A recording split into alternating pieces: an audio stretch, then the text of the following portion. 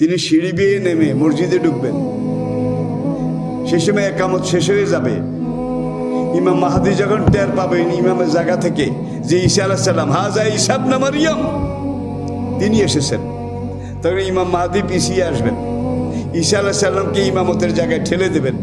ঈসা আলাইহিস সালাম বলবেন যে না, আপনি ইমামতি করুন, আপনাকে ইমাম বানিয়ে মুসল্লিরা একামত দিয়েছে, আপনি ইমামতি করুন, আমি আপনার পিছনে ইক্তাদায়িত মুক্তাদি হিসেবে সালাত আদায় করব। আল্লাহর কসম। সেই গৌতা শহরের একটু সামনে গিয়ে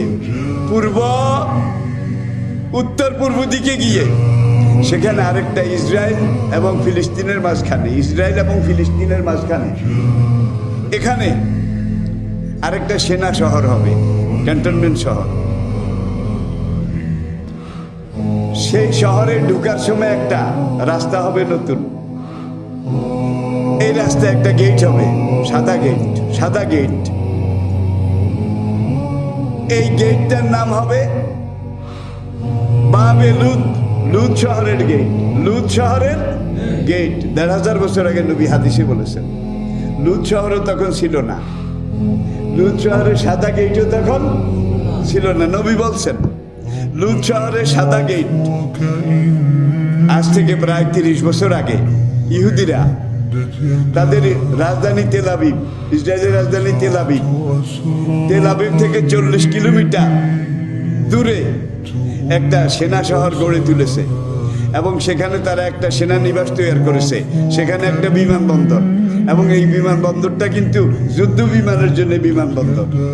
এই বিমানবন্দরের নাম তারা দিয়েছে বিন গরিয়ান ইন্টারন্যাশনাল এয়ারপোর্ট, বিন গরিয়ান ইন্টারন্যাশনাল এয়ারপোর্ট। আর ইহুদিদের বিশ্বাস হলো দাজ্জাল এসে পুরো দুনিয়ার মানুষের হাত থেকে নেতৃত্ব কেড়ে এনে ইহুদিদের হাতে দিয়ে ইহুদিদেরকে পুরো দুনিয়ার রাজত্ব দিয়ে দেবে।